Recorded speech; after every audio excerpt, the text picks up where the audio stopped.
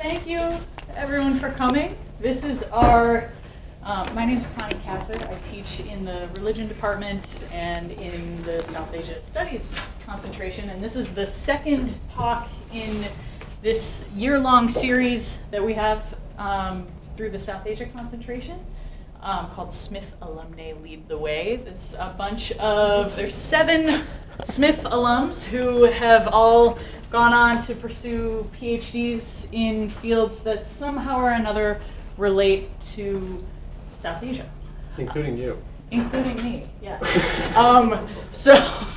I'm very excited to introduce Lesley Jo Weaver because we were friends at Smith.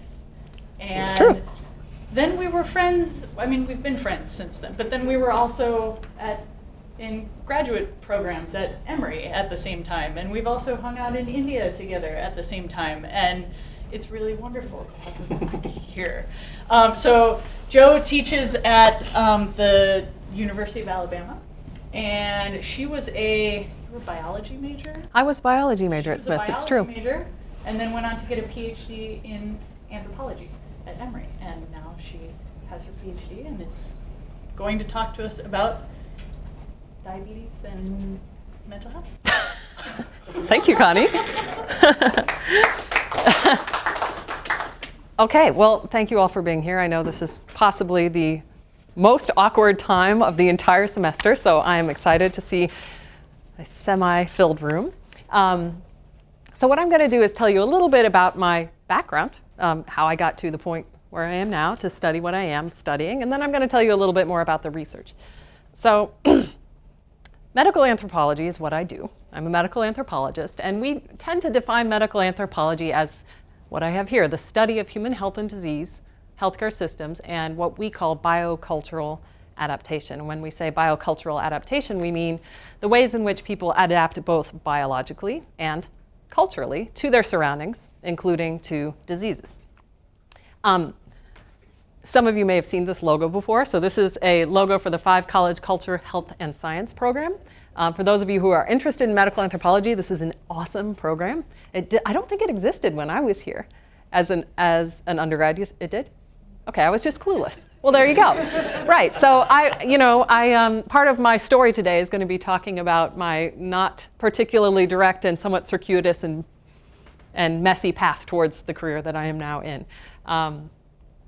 So I was in the biology program here at Smith, and I was in that program because I had a strong interest in medicine coming into college. But I did some research in a laboratory while I was here, and I felt like I was missing the people. Like, where were the people that I wanted to be talking to? And so that steered me a little more towards social science. And well, before I get into that, let me tell you about why we study medicine. So I'm often asked by people in other social sciences or outside of social sciences why medical anthropology is such a big deal.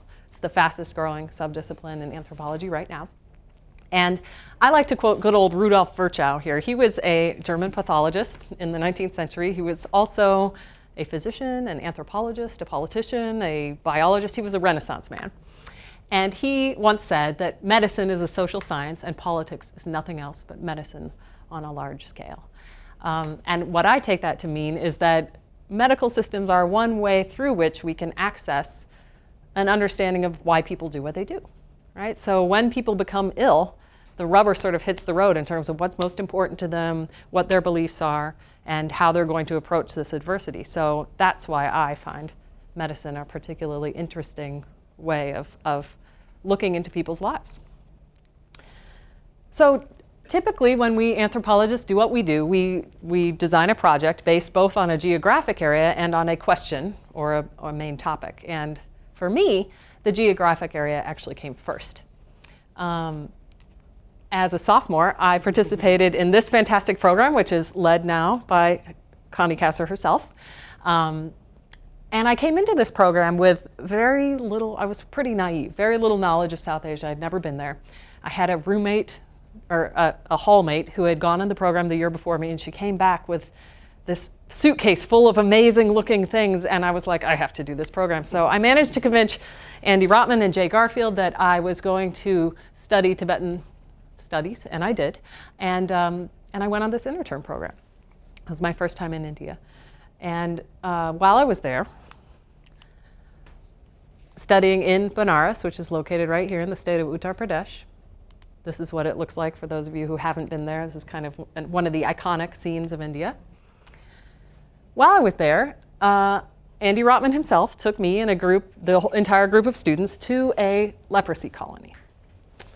In public health, I have a background in public health as well, and I should say that in public health these days, we don't refer to leprosy as leprosy. We call it Hansen's disease because the term leprosy has a lot of stigma. But for our purposes, I will call it leprosy because that's how it's best known and how it's called in India. And at the time, I didn't even know that leprosy still existed in the world. So this was kind of a mind-blowing experience for me. And while we were there for just a brief hour or so, we learned about social stigma and how people were sort of grappling with living in a society where their illnesses were believed to be caused by basically their own bad deeds, by bad karma. They were believed to be their own fault. This just was incredibly fascinating to me. So when I finished college, I went back to study on an academic program, postgraduate, and I went back to that leprosy colony, and I spent a year learning Hindi and talking to people there about what it's like to live with leprosy. As I said, I didn't really have much background in anthropology at the time, but I was just so interested in these people's lives. I was interested in medicine, and so this was a good way of putting these two things together. When I came back from that program, I was planning on going to graduate school, but I didn't know in what I should go. So I talked with Dr. Rotman, and he said, this is medical anthropology. So I had written up a thesis, basically, based on this experience, explaining what people's lives were like and what their experiences were like. And so I applied to graduate school, and that was sort of how it came to be. Somewhere in that trajectory, I also went back to India a number of times as both a student and later on as a teacher in a study abroad program. And during all of that time, I was sort of learning language and just absorbing what life was like. And so although I wasn't doing formal research at that time, I view that time spent in India as formative for me in terms of my understanding of the larger dynamics I'm going to talk about shortly. So when I started graduate school, I knew that I wanted to continue with my focus on India. I had invested quite a lot of time by that point in learning Hindi, and I was, very comfortable in India. So I had my location. I thought I had my topic, but as I found out when I started in public health school, leprosy is on the decline in India. It's on the decline all over the world thanks to public health and free medications, and that's, of course, good news for all of us. But as someone who had a background in public health and was interested in doing research that might have potentially positive practical implications for a large group of people, I wanted to find a topic of study that might be relevant to a larger group of individuals than leprosy. And so while I was in India, during those times when I was a student and a teacher, I was constantly hearing people talk about sugar or diabetes. It's called sugar frequently in India. And I did a little background research and discovered that type 2 diabetes is, in fact, incredibly common in North India. So the prevalence of type 2 diabetes is estimated at around 15% in urban areas right now, which is quite a lot. Over 60 million people have diabetes in India, which is more than the population of Italy. And because it's a disease that's hard to detect, there are probably lots more individuals who actually have it. And it seemed like everywhere I turned, people were saying, no, give me some sugar-free chai because I have sugar. So I felt like I'd come upon my topics. And I had my geographic area, I had my topic that I wanted to study. I also, through my training in public health, happened to know that type 2 diabetes is often linked to poor mental health. And that's partly because it's a hard illness to deal with. So if you've ever known anyone who has type 2 diabetes, it requires a very regimented schedule and a lot of self-management and a lot of restrictions on one's lifestyle and behaviors and even ability to travel and, of course, diet. So it can be quite depressing. And this is a rather complicated figure, but what this is showing you is that in a very large group of people, so this was a meta-analysis that had a combined sample of like 42,000 people, regardless of the ways in which depression is diagnosed, that is through a diagnostic interview or through a self-report scale, people with diabetes, who are these black bars here, are about twice as likely to have depression as people without diabetes, which are these hashed bars here. So these numbers are referring to studies, not individuals. So all over the world, there seems to be a higher prevalence of mental ill health with diabetes. So I thought to myself, okay, this is something that I may encounter while I'm doing my work.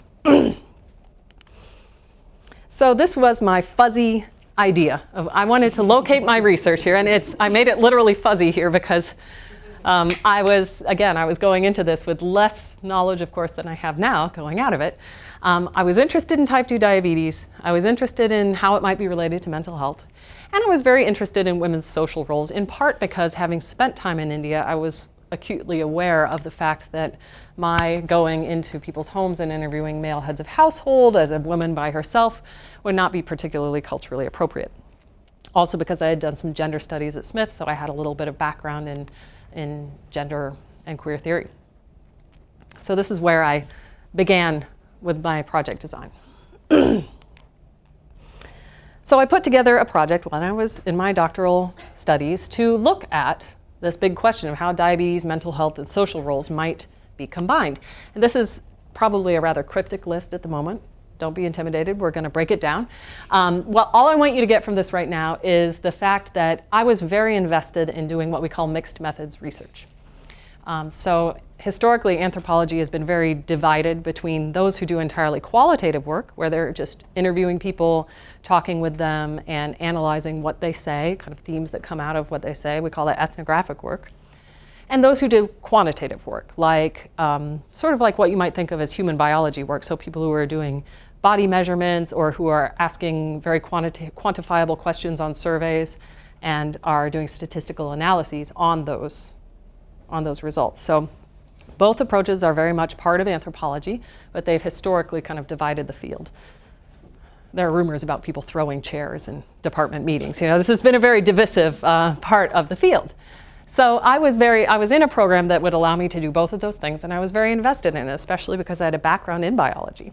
So if you think of all possible research methods as existing on a spectrum from being entirely qualitative to entirely quantitative, I kind of did both. So on the entirely qualitative end of things, I did what we call life histories. I did participant observation, which is a fancy word for just hanging out with people and doing what they do on a regular basis. This is a picture of me hanging out with a family of people, many of whom were diabetic in a slum area. And on the entirely quantitative end of things, I did what we call anthropometrics, which is just a fancy word for body measurements. So I did things like taking people's height and weight, looking at their waist to hip ratio, which is a strong predictor of cardiovascular risk. And I also took blood. So this is a picture of me pricking a diabetic woman's finger and measuring her diabetes control.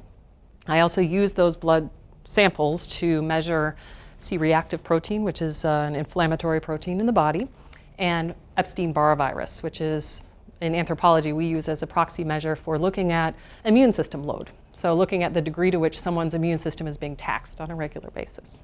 And that can be related to mental health. So people who have poor mental health typically have higher body inflammation, right? And lower immune responses than those who have better mental health. I'm not going to talk very much about those today beyond what I just said, but I'd be happy to answer questions about those. All right, then the middle of the road kind of stuff I did was surveys. And most of the survey techniques that I used were ones taken from my background in public health. So this is a picture of me interviewing a couple of women in a clinic.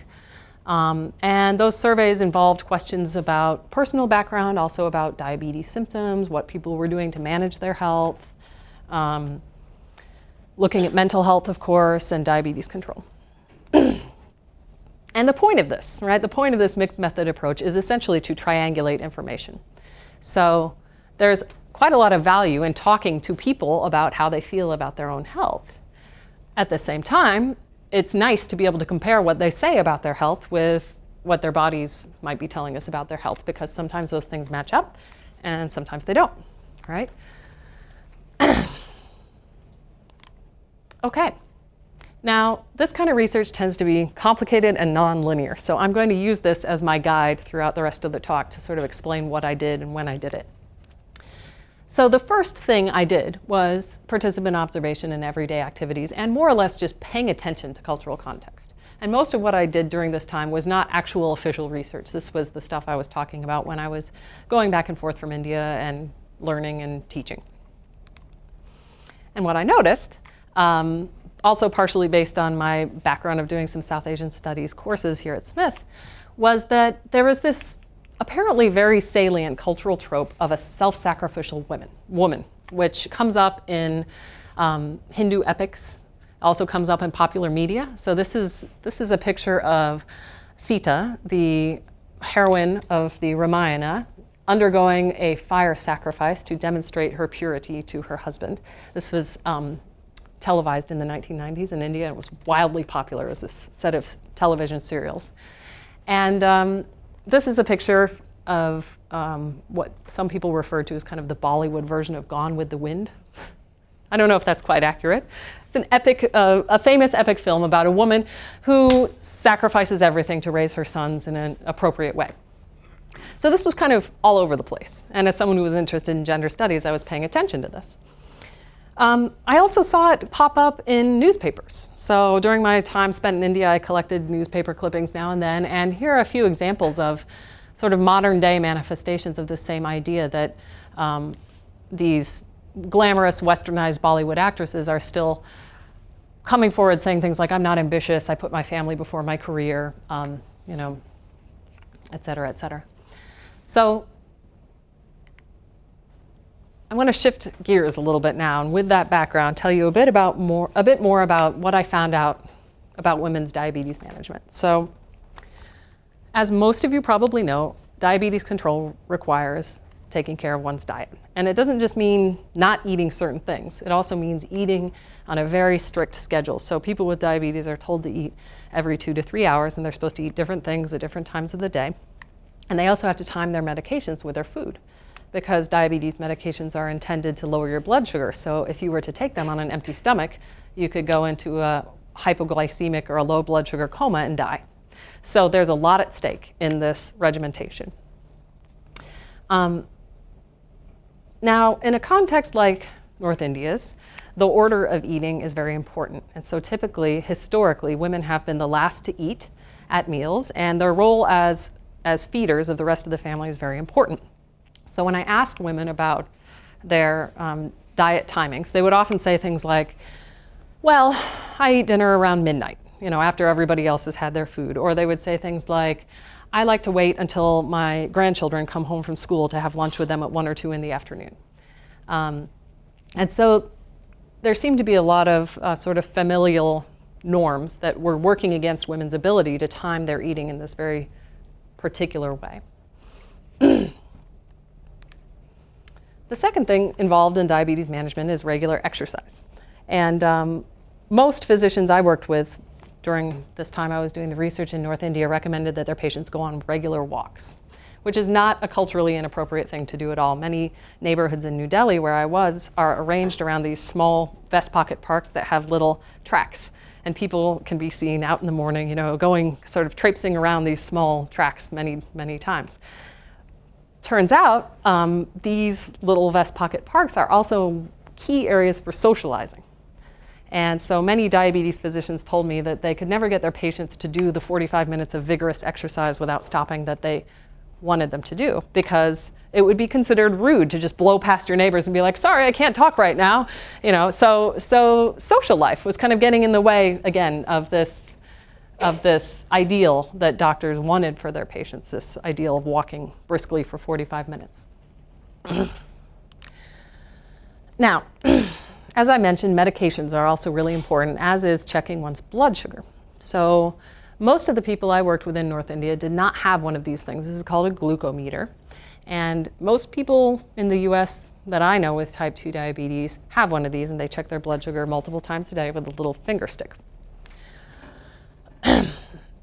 Along with that, most people with diabetes take either oral or injectable medications, or often both. And as I mentioned earlier, those have to be timed very carefully. And the last thing that's important for diabetes management is regular doctor's visits. And this was something that many, many women I worked with had trouble keeping up with. So when you have diabetes, you're every 3 months or so supposed to get a lot of lab work to look at your kidney function, your cholesterol levels, your blood sugar levels over time. And these are expensive, for one thing. And for another thing, getting to the doctor is not the easiest thing to do in Delhi, particularly for women who are not accustomed to, or for whom it is not socially acceptable to go out alone. So often women would have to recruit a family member to go along with them, and would also have to find the money to go to a doctor. So most of the women I worked with did not engage in this kind of what we think of as preventative care. Rather, they would kind of put off going to the doctor until they got sick. Okay. Now, we have to remember, of course, that this suite of activities is sort of being implanted into a life that is already busy. So most of the women that I worked with were middle-aged or older, and were living, in many cases, with their husband's parents as well as with their husbands and their own children, and were responsible for the care of all of those people. So in the context of an already busy life, introducing all these additional and sort of regimented activities was really complicated. So this was kind of the ethnographic background that I came to this study with. Then I began a phase of research that was a little bit more quantitative. For this stage of research, I used a method of interviewing called free listing, which we use a lot in anthropology. And it's sort of like a free association exercise. So we use free listing when we want to know about a particular cultural domain or a particular concept. And I used that information, which I'll tell you more about in a minute, to develop questionnaires that I then went on in another phase of research to use. So I had read a fair amount and had talked to people a fair amount about what constitute culturally appropriate activities for women in this particular context. But as an anthropologist, I did not want to impose my own ideas about what those might be. So the first free listing exercise I did with women was to ask them, what are the activities that a woman like you should do every day to care for herself, her family, and her community? Okay? And I asked women to list as many things as they could think of. And these were the kinds of responses that I got. So in these little graphics, the larger the word, the more frequently it was mentioned.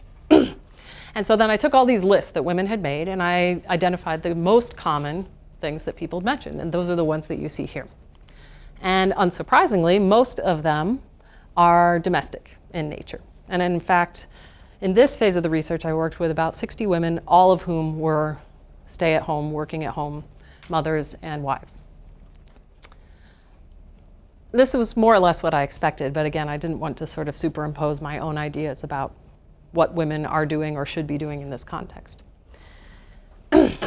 Now, women often said things, including this woman said to me, we must always put our families first. When I asked her this question, what do you do for your family? And she said, women are normally seen as the builder of the family or as the heart of the family, and this was a sentiment that was echoed quite frequently. So there is this, seems to be this overarching cultural ideal of a woman being at the center of the family. Women also talked about diabetes in very particular ways. So this woman who had lost her husband just about 2 months before I met her said, I asked her why she thought she got diabetes, and she said it happened because of tension. When one's husband dies, then it, and by it she means tension, happens. So she was feeling what she referred to in English as tension about the fact that her husband had died. Another woman said to me, I have tension because of diabetes. So the first woman believed that she got diabetes because of tension. The second woman here is saying, I have tension now because of diabetes. They've given me so many medicines because of these. I have to urinate frequently and it makes me weak. It gives me weakness in my body. So during early phases of the research, this concept of tension came up again and again and again. And because I was interested in the potential mental health relationships going on with type 2 diabetes, I noticed this. And so I set out to find out what people meant when they talked about tension. And that was my second free listing exercise. So I just asked people, what's tension? What happens to you when you have tension? And again, here are the most common responses that I got.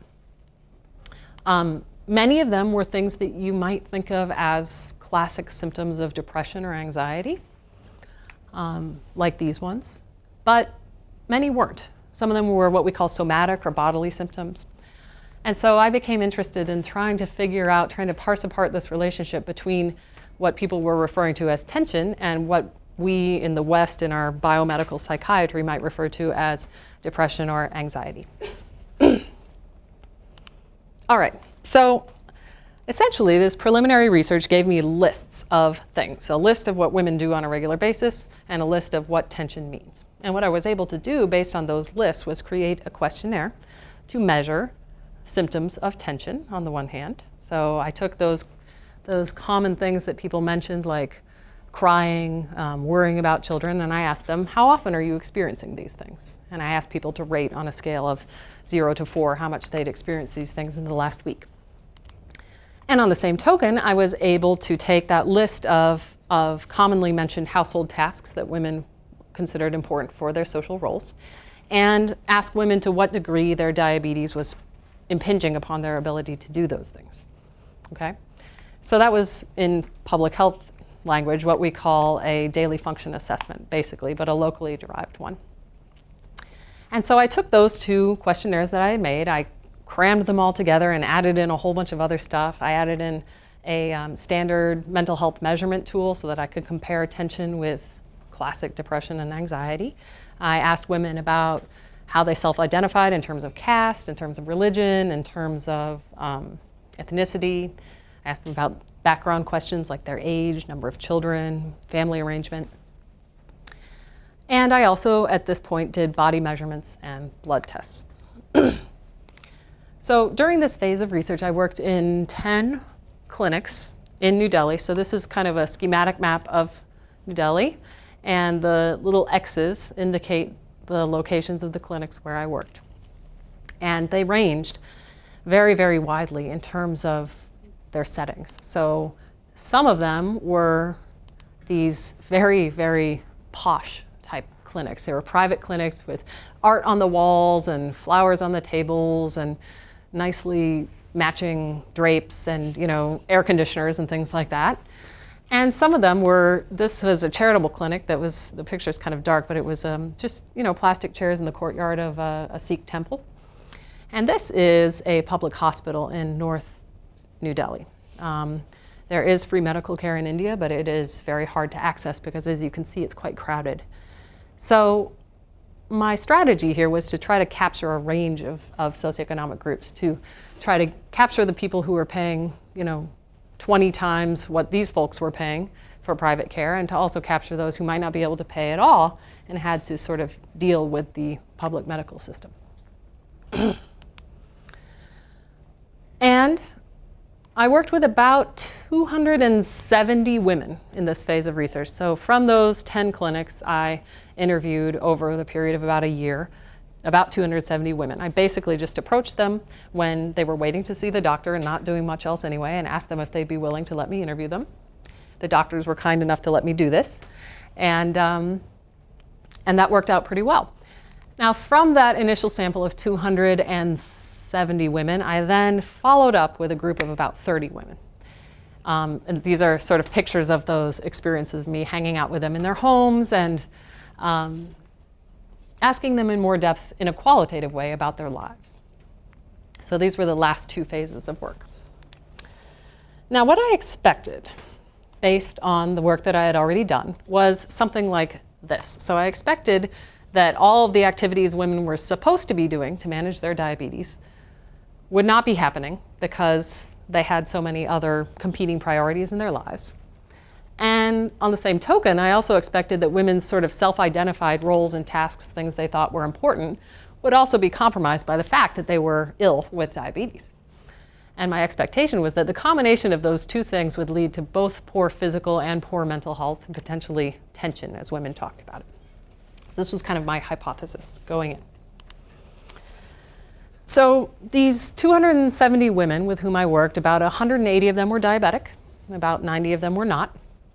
They were on average 54 years old. Those who had been living with diabetes had been doing so for about 8 years on average, so they were not, for the most part, not people who'd been diagnosed very recently. Their average body mass index was 28.1, which from a health perspective is a concern, right? So we have sort of these global guidelines in terms of what BMI should be. And in South Asia, the WHO has proposed that they be set a little bit lower because for whatever reason in South Asian populations, we sometimes see a higher fat to muscle ratio in the body. So according to those guidelines, this BMI of 28 is clinically obese. So for the most part, these women were pretty significantly overweight. They'd had an average of 2.9 children, although there was quite a range there, of course. And for the most part, they were somewhat middle class, right? There was a wide range of folks. I interviewed some women who were day laborers and didn't know where their next meal was coming from. I interviewed one woman who lived alone in a mansion with 12 servants. You know, there was incredible variation there as well.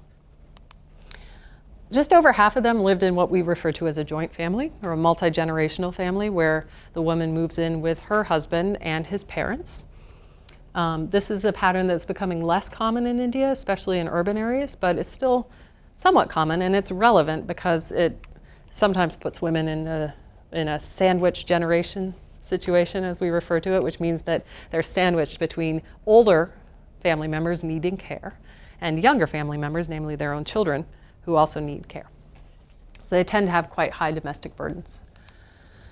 The majority of women were Hindu, as is the case in India more generally, but about 20% were folks who identified as other religious persuasions. And what I found, surprisingly, was that they did not have particularly poor mental health. Right? So I was expecting women with diabetes to have compromised mental health. They didn't. However, generally speaking, they had very poor diabetes control. So, unsurprisingly, when I was measuring symptoms of tension and symptoms of depression and anxiety, those who reported more tension, generally speaking, reported much more depression and anxiety. Okay? How did you measure their mental health at that stage? So I used a questionnaire. There are lots and lots of standard questionnaires out there for measuring symptoms of depression and anxiety. They typically have to be translated and then tested among the group to ensure that they make sense to that group. So I used one that had been tested in that way. And then I used my own sort of locally derived tool for measuring tension. And again, part of my interest here as kind of a side arm of this project was to look at the degree to which tension might or might not be similar to, or perhaps a way of talking about, clinically significant depression and anxiety. And I don't think they're the same thing. So although they seem to be correlated with one another, I don't believe that tension is just the Indian way of talking about depression or anxiety. That would be an oversimplification. Now, when we look at just depression and anxiety symptoms, surprisingly, they were pretty high. So about 27% of women overall reported pretty high levels of anxiety, levels that we would consider clinically relevant. That's a lot. It's over a quarter of the people are reporting high anxiety. And about 18 or 19% of women reported high symptoms of depression. That's more than you usually see in a population, generally speaking. But there was no difference in those levels between diabetic and non-diabetic women. So the diabetic women are the ones with the black bars here, and the non-diabetic ones are the hashed bars. And there are no sort of statistically significant differences in these two groups. That really surprised me, and at the moment that I discovered this, I was like, oh no, my entire dissertation is destroyed because my prediction has not come true. What am I going to do? And in fact, the only differences I could find in depression and anxiety symptoms between groups were between the lowest socioeconomic diabetic women and the highest socioeconomic diabetic women. So this was a significant difference between these two groups, the lowest group having higher depression scores than the highest group, as you might imagine. Okay. Now, as I mentioned, women's diabetes was very poorly controlled. So HbA1c is a measure that we use to look at blood sugar over time. It's called glycated hemoglobin. And is generally considered a good measure of the degree to which a person's blood sugar has fluctuated in the previous 3 to 4 months. So it tells you about essentially how good of a job a person is doing at keeping their blood sugar stable. The general recommendation is that it should not exceed 7%, which is right here. But 70% of the women I was working with had glycated hemoglobin above that level. So that means 70% of the women I was working with were not maintaining good diabetes control. So in public health, people love to use these 2x2 tables. That's what we call these things. And I'm going to walk you through this a little bit here. So this is obviously a very simple schematic for looking at the variables I was interested in, right? But for if we look at good diabetes control versus poor diabetes control on this axis, and people without depression or anxiety and people with depression or anxiety on this axis, what we see is that the largest group of women are the ones down here, the ones who have indeed poor diabetes control, but who don't report symptoms of depression or anxiety that are particularly high. So then it became my task to figure this out. Why is it that this unusual pattern seems to be emerging in this group?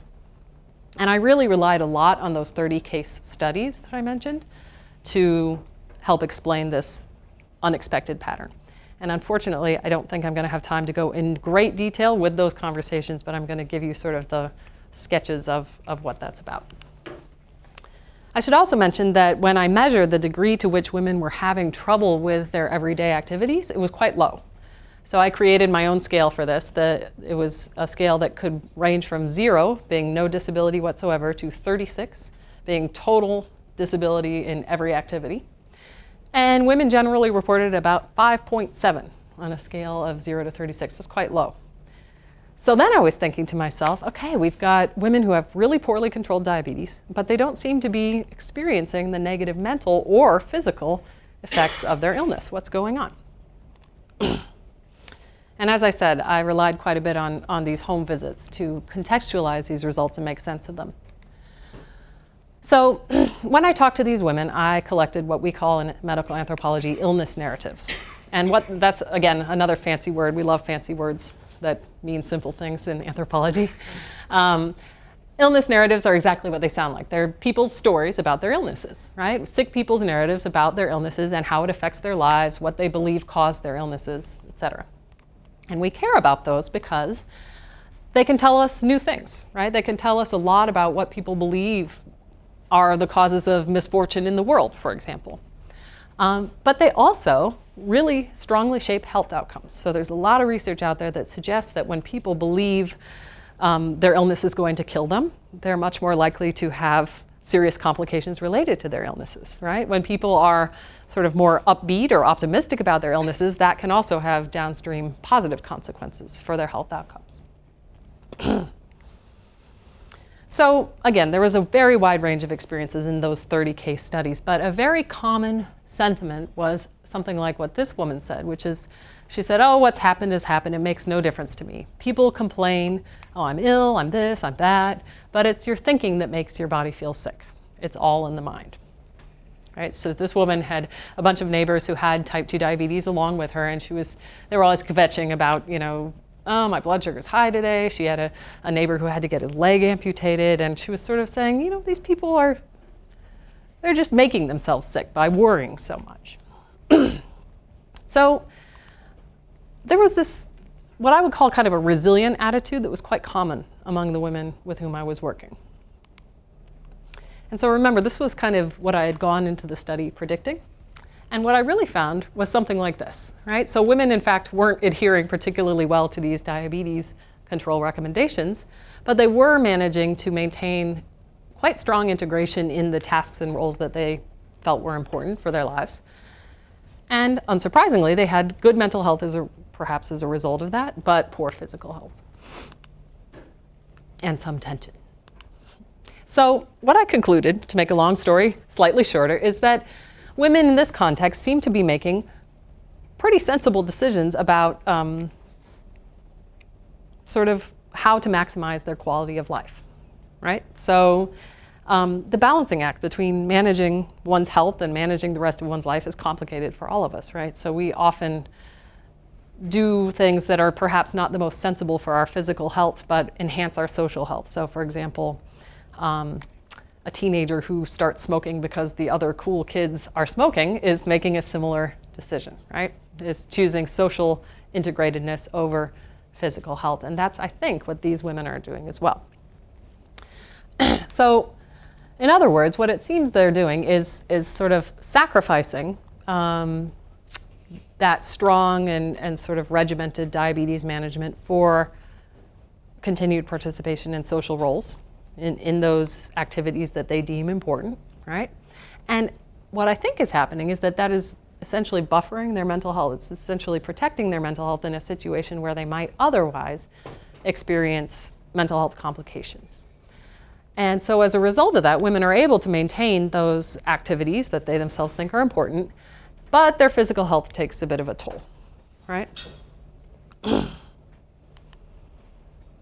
A second thing I concluded was that from a health studies perspective, this period that takes place between the diagnosis of an illness like diabetes and the inception of complications related to that diabetes can be quite long. So typically when a person gets diabetes, no matter where in the world it is, their doctor informs them of all the horrible things that are going to happen to them if they don't control their blood sugar, and essentially tries to scare them into complying with these complicated diabetes management routines.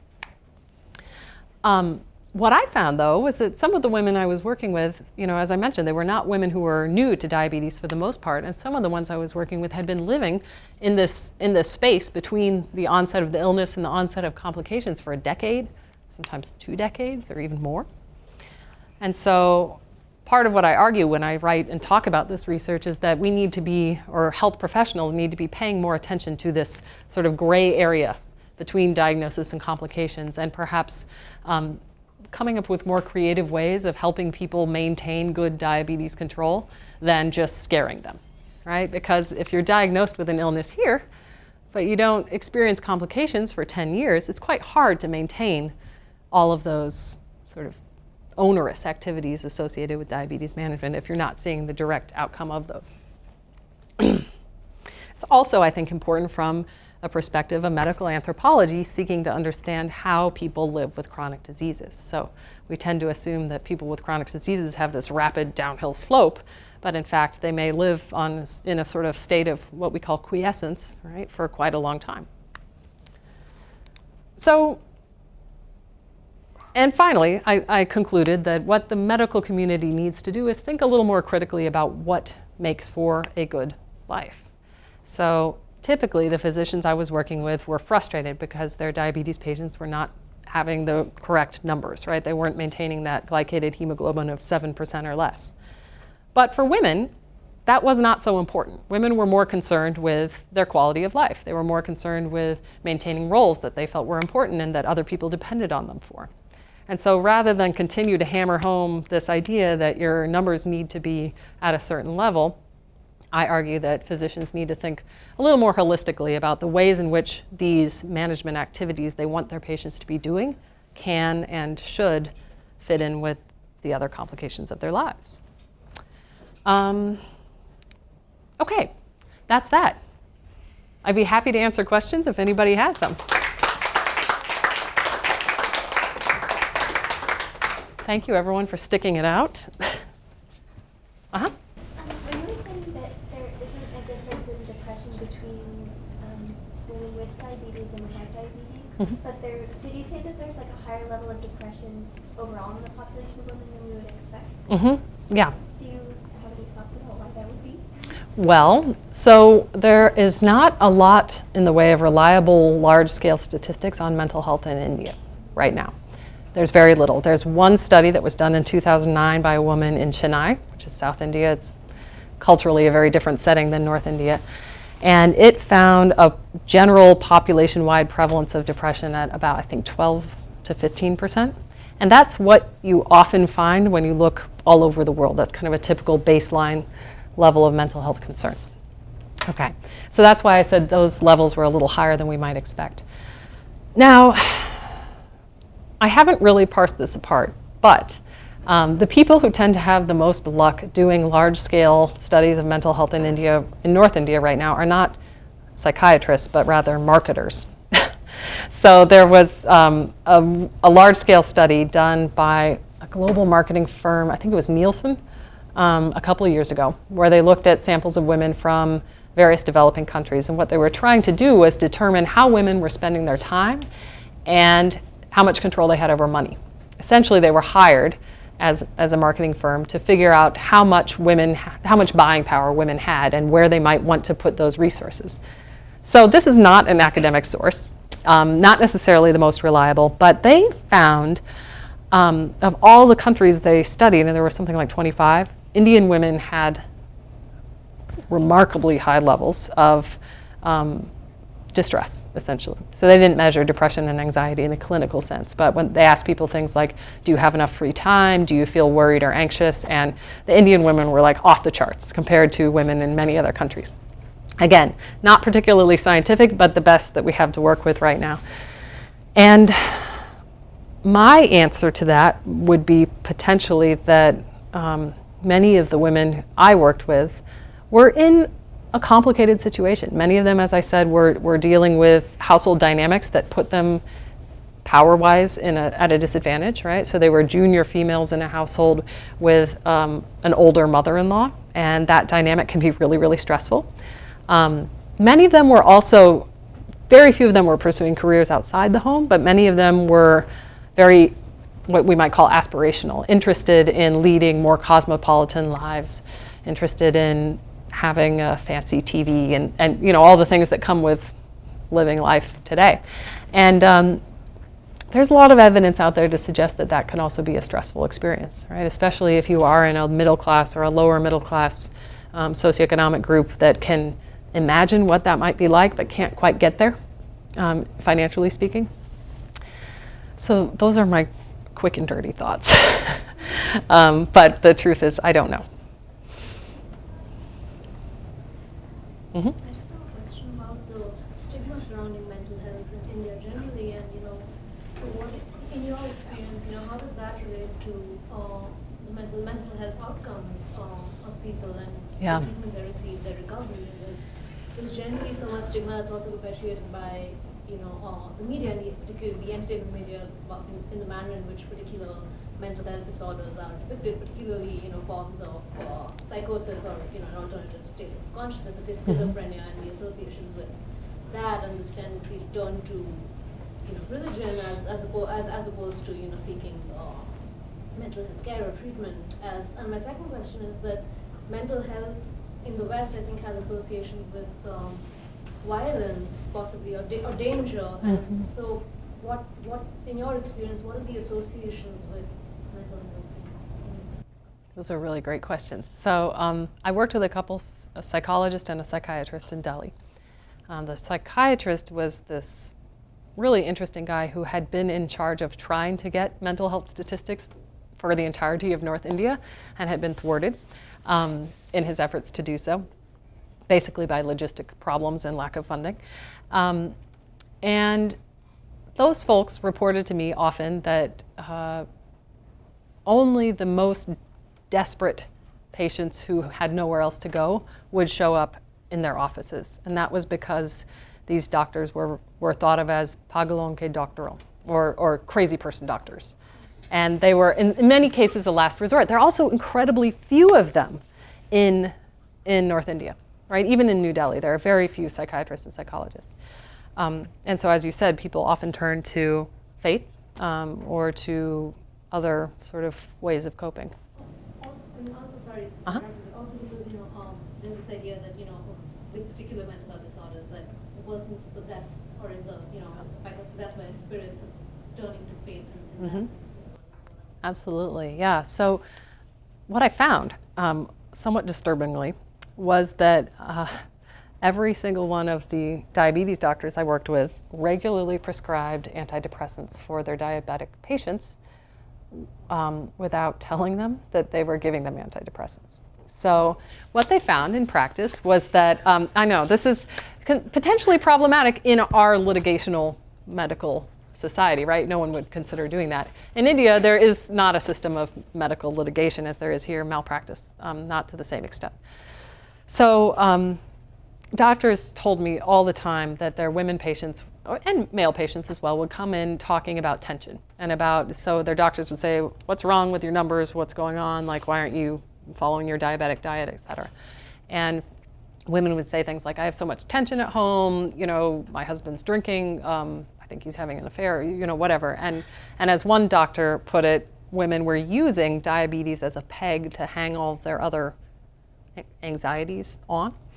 And so in situations like that, the doctors reported to me that they would say, seems like you have a lot of tension, but they avoided using the words depression or anxiety because even when they suspected that might be going on because of the stigma surrounding those, particularly because having someone with a known mental illness in the family can really compromise other family members' marriage prospects, right? Because these things are considered to be, and in some cases are hereditary.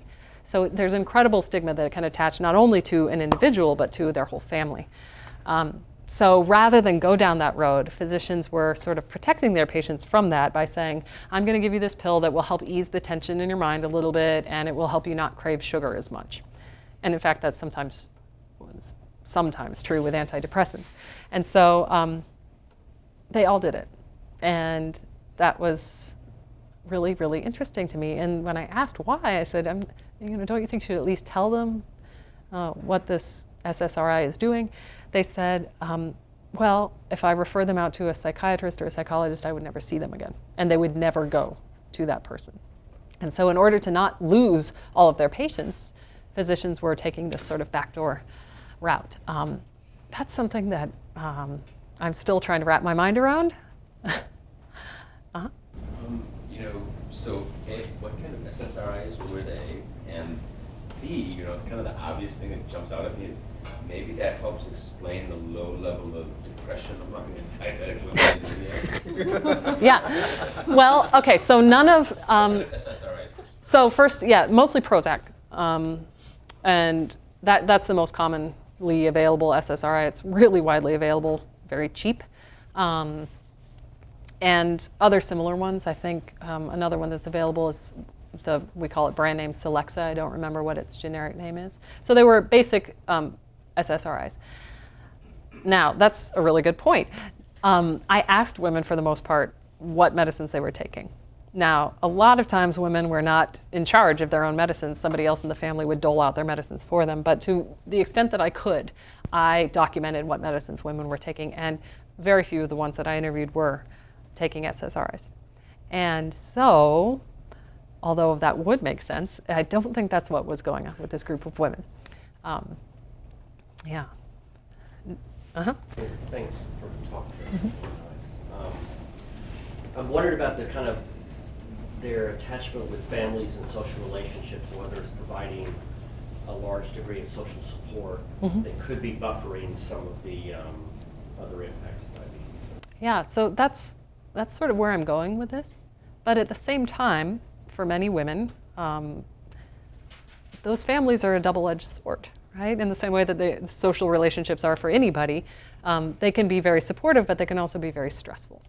And so at the moment, I'm sort of trying to parse apart how that might work. I'm drawing on a lot of other scholarship that's been done by not medical anthropologists, but by anthropologists and gender studies folks in India looking at sort of social systems and how women are dealing with them. And for the most part, those writings characterize joint families as really harmful for women, as sort of disempowering and disenfranchising. I'm not sure that that's fair, so I'm pushing back against that a little bit. Sarah? So, you didn't take us where I thought you were taking us, which is if we take these women seriously, their actual physical health shouldn't be as bad as it is. And so I'm wondering, how do you actually evaluate their noncompliance vis-a-vis other people in the world who are noncompliant? And the question then is if they're noncompliant and they're in not great health, perhaps they would be in worse health if they didn't have this social buttress happening. making? And I know that's a completely impossible question to ask, but I think that Yeah. like that's where, if we take seriously the kinds of claims that these women are making, then I don't know. I'm just curious to know what you think of that. Okay, so if we take seriously the claims they are making about Themselves, about the fact that they're not mentally ill, that they're not being impaired in their everyday. yeah, Yeah. that they're able to robustly engage and live their lives. Mhm. And I mean, so like in your first hypothesis, right? It was like X, X, arrow. Right. And the implication is the X over compliance affects social life. Mhm. So then if we're saying that social life isn't affected by noncompliance, does social life actually affect health? Yes. As an anthropologist, yes, I believe social life affects health. Yeah, so that's kind of, I don't think I stated it particularly eloquently, but that's kind of what I was trying to get at a little bit on the very last slide, where I was saying, this question about what makes for a good life is relevant. I think, let me ponder this for a sec. I guess put it another way, given the across-the-board noncompliance of medications, follow-up care, all of that, are women in as dire a health situation as you would expect? No. So that's part of the tension, if you will, that I observed in my results, right? So women are not reporting the horrible complications and the potentially compromised mental health that you might expect based on a group of people who was clinically obese, had been living with diabetes for close to a decade or more, and who had poor blood sugar control. So I think that is a very strong argument for the power of social roles, or whatever it is else that we see going on here, to actually have potentially concrete impacts on health outcomes. Positive, potentially. Oh, there are hands everywhere. This is so exciting. I think I saw your hand first. I think what I interpreted over there is not so much as non-compliance, but not a reductive or primary focus on one's health numbers and diabetes, where the significance put on that is rather small compared to everything else that we do. Yes. And that probably has an effect. Yeah. Yeah, I think that's right. And I think that I wasn't able to get into it too much, but I think this larger cultural trope of women as being self-sacrificing is directly at odds with typical management routines for diabetes, which demand a lot of self-focus, right? They demand a lot of attention to oneself, a lot of self-maintenance in terms of exercise and medications, and as I said, eating at certain times. And that is, culturally speaking, somewhat at odds with social norms in this context for women. Yes, Yeah, I Suzanne? was going to suggest that the stress of managing diabetes may actually be the tipping point. If they're trying to maintain their roles in their lives and they're trying to manage it as ideally they should, that may be what tips them over the edge in terms of their mental well-being. Mhm. It would seem to, and even their diabetes. Yeah, so, And it's so, those things are so difficult to do, Mhm. and they require a kind of shift that is going to cause lots of problems. It does in our society too. Yeah. But we don't do so well here. no, we don't. Because of those, I think because of those things. Yeah, so somewhat ironically, I think that if this group of women all decided to become highly compliant to their diabetes regimens overnight, what I might see after a period of time would be reduced mental health, Yeah. right? And there is some evidence in these large-scale studies from other parts of the world that the simple stresses of managing diabetes well can be really damaging to mental health, even though they perhaps increase longevity of a person, right? So then that question comes up again. So to what degree is living your life the way you want to more important than extending your life another decade by doing all these onerous tasks? Yeah, I was just going to say, your colleague Bill Dressler would say if they're living within a cultural model where of women's roles and they're fulfilling that actually would lead to great consequences. Yes, absolutely. But I actually had another question, was given that they're not having the same complications, did your C-reactive protein or Epstein-Barr data show anything suggesting inflammation or immune function? Those data were really messy. I just published a paper, which I will send to you, about them. To make a long story short, there was higher C-reactive protein, which again is the protein that you see as people's weight increase and as their risk for cardiovascular problems increases. It was higher in people with higher body mass index. The Epstein-Barr antibody was not particularly elevated, which wasn't terribly surprising to us given that women weren't reporting particularly high levels of social stress. So that kind of made sense. Sort of echoed where I was going with this. Yeah. I wonder other signs of inflammation may. Yeah. Were you going to say something? Yeah, I have a kind of embedded 3 questions. You can choose any part of. Oh boy. One I love is- those multi-part questions. It's the best kind of question. So one is, was there a subsect of your kind of group that did assiduously follow all the kind of diabetes regimens? And were they more or less happy, well-balanced, whatever? That's one question. 2, did you get to go back to Benares? I know your field work was in Delhi, but just have another kind of sector to compare to see how kind of regionally and kind of urban specific your data might be. Sure. Suddenly go back to kind of another area.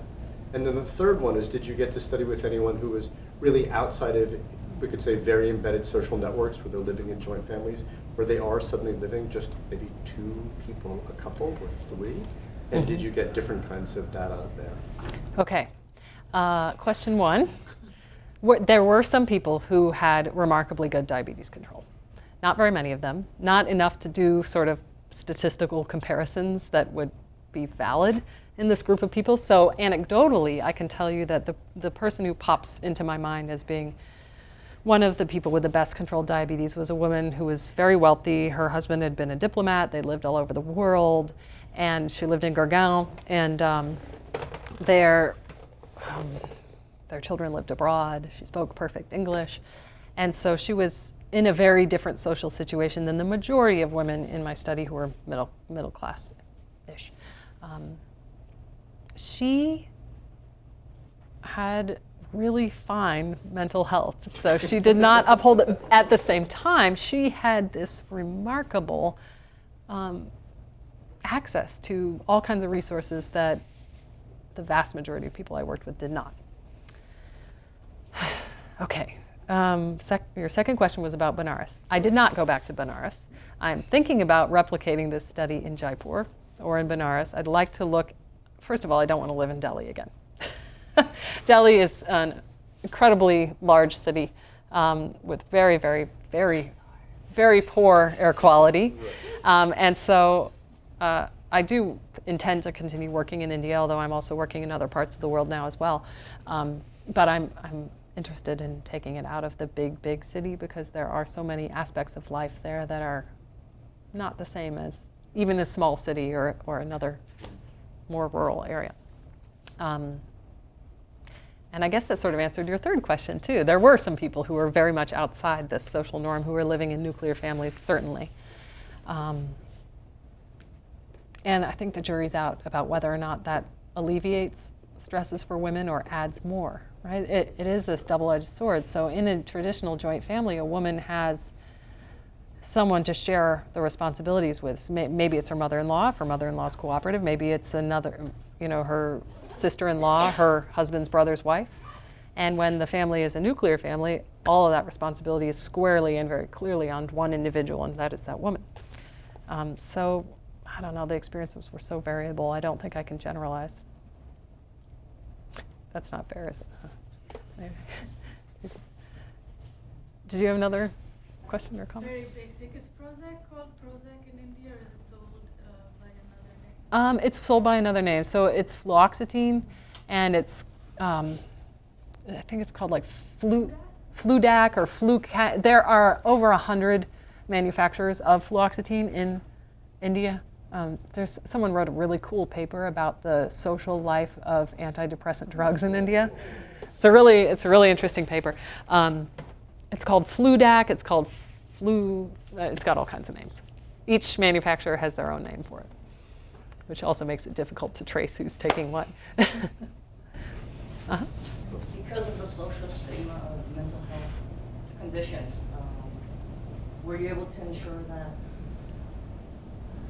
the scale that you were using to measure, were they answer according to how society expects them to feel instead of what they really were feeling? Yeah, that's called response bias, and that is a problem in any sort of survey research. So there's always the question about whether people are telling you what they think you want to hear, or what they think they should say, versus whether they're telling you the truth. We do what we can to ensure that that is not the case. So, for example, by translating and doing what we call a process of validation of a scale in the country where we intend to use it, we can at very least ensure that the questions we are asking are getting at what we want them to get at. So, for example, if you translated the question, "Have you been feeling blue lately?" into Hindi, it would make no sense because that's an English idiom for talking about being sad. So clearly you would have to do a cultural as well as an actual linguistic translation of that question to make it relevant. And so we do those things before we apply Western mental health questionnaires in places like India. We do all kinds of fancy tests to make sure that they are internally consistent. But you can never be entirely sure that someone is telling you the truth. So I did what I could to, for example, interview women in private, make sure there weren't other people around, and make sure they knew that their interviews were confidential and that I wasn't going to be sharing the information with anyone. And I guess the fact that they reported relatively high levels of depression and anxiety symptoms suggests that they weren't necessarily holding back, or if they were holding back, then those results could be even more significant. But we can never completely control for that. Okay, well, thank you. Thanks everyone for sticking around. Really good questions. Thank you, everyone.